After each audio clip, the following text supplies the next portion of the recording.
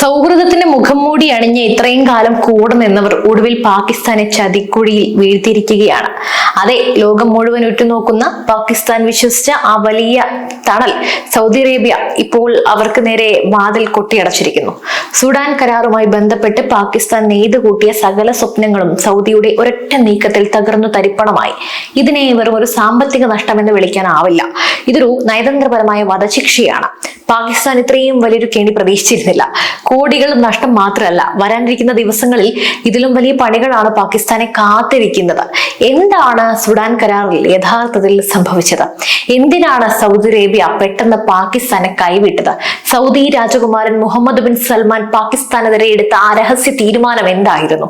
ഇന്ത്യയുമായുള്ള സൗദിയുടെ വളരുന്ന അടുപ്പം പാകിസ്ഥാനെ എങ്ങനെയൊക്കെയാണ് ബാധിക്കുന്നത്? ഈ വീഡിയോയുടെ ഒരൊറ്റ സെക്കൻഡ് പോലും നിങ്ങൾ മിസ് ചെയ്യരുത്. കാരണം പുറം ലോകം അറിയാത്ത പാകിസ്ഥാന്റെ ഈ നാണക്കേടിന്റെ പൂർണ്ണ രൂപം നമ്മൾ ഇന്ന് നിങ്ങളുടെ മുന്നിൽ എത്തിക്കുകയാണ്. പാകിസ്ഥാൻ എന്ന രാജ്യത്തിന്റെ അന്ത്യത്തിനുള്ള തുടക്കമാണോ ഇത്?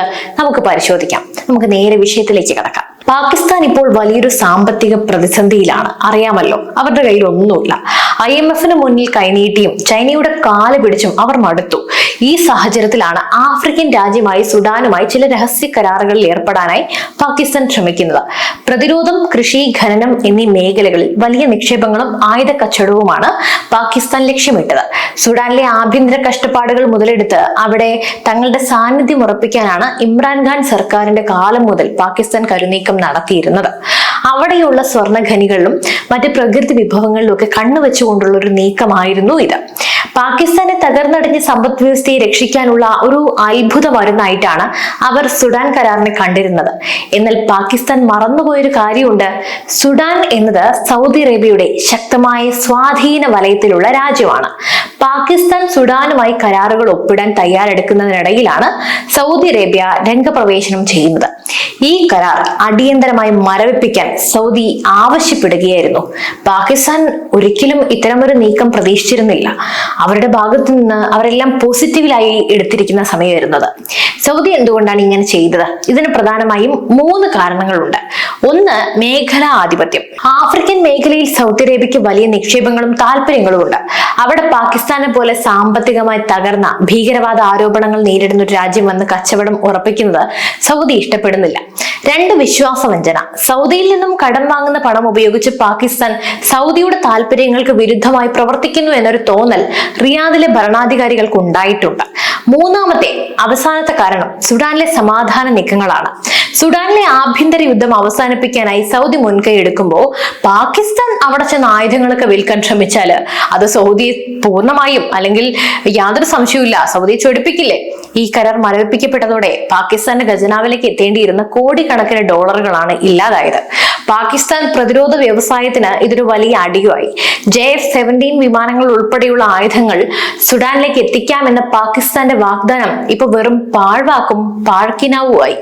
ഇതിലും വലിയ പ്രശ്നം മറ്റൊന്നാണ്. സുഡാൻ കരാറിന് വേണ്ടി പാകിസ്ഥാൻ ഇതിനോടകം തന്നെ വലിയൊരു തുക ചെലവാക്കിയിരുന്നു. പല ഏജന്റുമാർക്കും ഇടനിലക്കാർക്കും ഒക്കെ കോടികൾ നൽകി കഴിഞ്ഞു. ഈ പണമൊന്നും ഇനി തിരികെ ലഭിക്കില്ല. പാകിസ്ഥാന്റെ നിലവിലെ അവസ്ഥയിൽ 1 രൂപ പോലും കളയുന്നത് ആത്മഹത്യാപരമായിട്ടുള്ള ഒരു കാര്യമാണല്ലോ. ഇതോടെ സൈന്യത്തിനുള്ള ഫണ്ടിങ്ങും അവതാളത്തിലായിരിക്കുകയാണ്. ശരിക്കും പാകിസ്ഥാന്റെ അവസ്ഥ ഒന്ന് ചിന്തിക്കൂ. കുഴിയിൽ നിന്നും പടുകുഴിയിലേക്ക്, അല്ലെ? ഇവിടെയാണ് പാകിസ്ഥാന്റെ വിഡ്ഢിത്തം വെളിവാകുന്നത്. സ്വന്തം രാജ്യം കടക്കിണിയിൽ ശ്വാസം മുട്ടുമ്പോൾ ഇവരെന്തിനാ ആഗോളതലത്തിൽ ഇത്രയും വലിയ കളികൾക്കൊക്കെ നിൽക്കുന്നത്? ലോകത്തിന്റെ ഭിക്ഷാപാത്രം എന്ന് വിളിക്കപ്പെടുന്ന പാകിസ്ഥാൻ മറ്റുള്ളവരുടെ പണം കൊണ്ട് മറ്റുള്ളവരെ തന്നെ ചതിക്കാൻ ശ്രമിക്കുന്നു.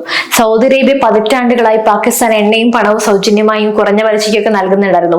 എന്നിട്ടും സൗദിയെ അറിയിക്കാതെ ഇത്തരം രഹസ്യ നീക്കങ്ങളൊക്കെ നടത്തിയത് പാകിസ്ഥാന്റെ നന്ദികേടാണ്. പിന്നെ പാകിസ്ഥാൻ ആയതുകൊണ്ട് അതിൽ വലിയ അത്ഭുതങ്ങളൊന്നുമില്ല. നന്ദിയില്ലാത്തൊരു രാജ്യത്തിന് തിരിച്ചടി കിട്ടുന്നത് സ്വാഭാവികമാണ്. ഇന്ത്യയെ തകർക്കാൻ പ്ലാനുകൾ ഇടുന്ന സമയം സ്വന്തം ജനതയ്ക്ക് ഭക്ഷണം നൽകാൻ ഉപയോഗിച്ചിരുന്നുവെങ്കിൽ പാകിസ്ഥാന് ഈ ഗതി ആവില്ലായിരുന്നുവല്ലോ. സൗദി രാജകുമാരൻ മുഹമ്മദ് ബിൻ സൽമാൻ ഒരു കാര്യം എന്തായാലും പാകിസ്ഥാനെ കൃത്യമായി പഠിപ്പിച്ചു കൊടുത്തു. നിങ്ങളുടെ പഴയ വേലകളൊന്നും ഇനി പുതിയ സൗദിയുടെ അടുത്ത് നടക്കില്ല. സൗദി അറേബ്യ പാകിസ്ഥാനെ കൈവിടാനുള്ള മറ്റൊരു കാരണം ഇന്ത്യയുമായിട്ടുള്ള സൗദിയുടെ വർദ്ധിച്ചു വരുന്ന സൗഹൃദമാണ്. പ്രധാനമന്ത്രി മോദിയും മുഹമ്മദ് ബിൻ സൽമാനും തമ്മിലുള്ള വ്യക്തിപരമായ ബന്ധം നയതന്ത്ര തലത്തിൽ വലിയ മാറ്റങ്ങളാണ് ഉണ്ടാക്കിയത്. ഇന്ന് സൗദി അറേബ്യ ഇന്ത്യയെ കാണുന്നത് ഒരു വലിയ വിപണിയായും വിശ്വസിക്കാൻ കൊള്ളുന്ന പങ്കാളിയായിട്ടാണ്. എന്നാൽ പാകിസ്ഥാൻ അവർക്ക് എന്നും ഒരു ബാധ്യതയാണ്. കശ്മീർ വിഷയത്തിൽ പാകിസ്ഥാന് നൽകിയിരുന്ന പിന്തുണ സൗദി ഇപ്പൊ ഏകദേശമൊക്കെ നിർത്തി കഴിഞ്ഞു. പാകിസ്ഥാൻ OIC യോഗങ്ങളിലൊക്കെ ഇന്ത്യക്കെതിരെ പ്രമേയം കൊണ്ടുവരാൻ ശ്രമിക്കുമ്പോൾ സൗദി അത് തടയുന്നത് നമ്മൾ കണ്ടതാണ്. ഇതിന് പകരം വീട്ടാനായി പാകിസ്ഥാൻ നടത്തിയ ചില നീക്കങ്ങളാണ് ഇപ്പോൾ അവർക്ക് തന്നെ വിനയായത്. സത്യം പറഞ്ഞാൽ ചിരി വരികയാണ്. സന്തോഷം കൊണ്ട് മാത്രമല്ല കേട്ടോ, എന്തിനാണ് ഇതൊക്കെ സന്തോഷിക്കുന്നത് അല്ലെ? അവരുടെ അവസ്ഥ ഓർത്ത് ചിരി വരികയാണ്. എന്തായാലും ഈ വാർത്തകൾ സൂചിപ്പിക്കുന്നത് സൗദി അറേബ്യ ഇതുകൊണ്ടൊന്നും നിർത്താൻ പോകുന്നില്ല എന്നാണ്. പാകിസ്ഥാനുമായിട്ടുള്ള മറ്റു ചില സാമ്പത്തിക സഹായങ്ങളും സൗദി പുനഃപരിശോധിക്കുന്നുണ്ട്. പിന്നെ നിക്ഷേപങ്ങൾ പിൻവലിക്കുന്നുണ്ട്. പാകിസ്ഥാനിലെ റിഫൈനറികളിലും മറ്റും നടത്തിയിരുന്ന $1 ബില്യൺ നിക്ഷേപങ്ങളിൽ നിന്ന് സൗദി പിന്മാറാൻ സാധ്യതയുണ്ട്.